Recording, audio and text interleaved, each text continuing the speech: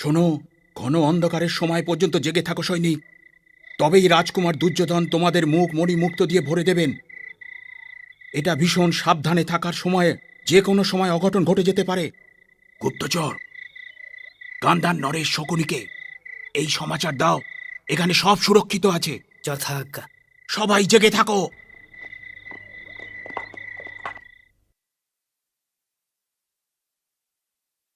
যদি আপনারা রাজকর্মচারীদের থেকে একটু অসন্তুষ্ট থাকেন কিংবা আপনাদের কোনো ছোট সমস্যাও হয়, তবে আমাকে বলুন, আমি মহারাজের কাছে নিবেদন করব। যুবরাজ, আপনাকে দর্শন করেই আমাদের সমস্ত সমস্যারই সমাধান হয়ে গেল। যুবরাজ জয় হোক। কি হয়েছে দ্বারপাল?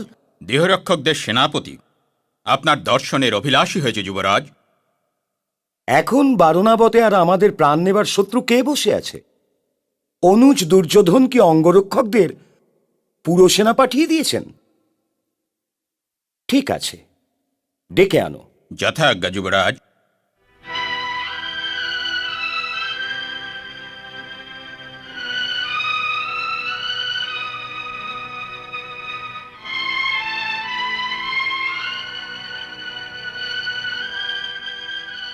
প্রণাম যুবরাজ।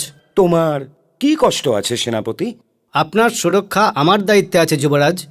এখন এখানে হস্তিনাপুরের রাজ্যের সীমার ভিতর আমাদের অঙ্গরক্ষকদের কি প্রয়োজন আছে সেনাপতি? আমি তো আদেশের পালন করে চলেছি যুবরাজ।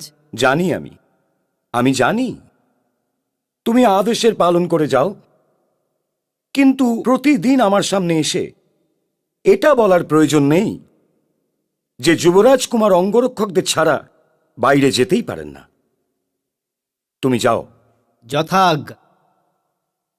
সেবক, আজ্ঞা হোক মহারাজ। আমার অনুজ কি আখেট থেকে ফিরে এসেছে? এখনো উনি ফেরেননি মহারাজ।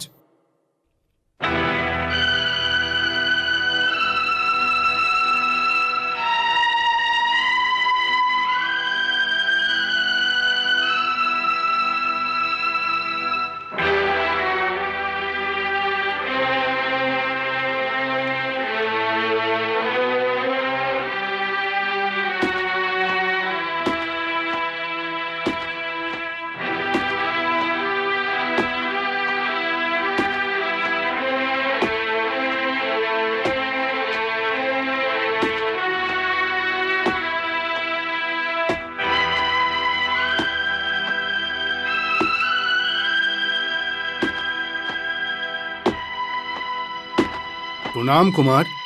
আমি কিছু সাহায্য করব ক্ষণিক? আপনি কি গদাযুদ্ধে আমাকে আপনার সহায়তা করতে দেবেন কুমার? আমি বুঝে গেছি, আমি কোদাল আর গাঁইতি চালাতে জানি না। গুরু দ্রোণাচার্য আর বলরাম মহাশয়ের এই শিষ্য তোমার এই কাজে আনাড়ি। কোদালের একটা ভুল কোপ আমার সমস্ত পরিশ্রমকে পণ্ড করে দিতে পারে কুমার। আর বিদুর মহাশয় বলেছিলেন এই সুড়ঙ্গের সফলতার উপর হস্তিনাপুরের ভবিষ্যৎ নির্ভর করছে। যদি আমি সফল হই তবে হস্তিনাপুর থাকবে, আর যদি আমি অসফল হই তবে হস্তিনাপুর থাকবে না। আর আপনি তো দেখতেই পাচ্ছেন কথা বলার জন্য আমার কতটা সময় নষ্ট হয়ে গেল।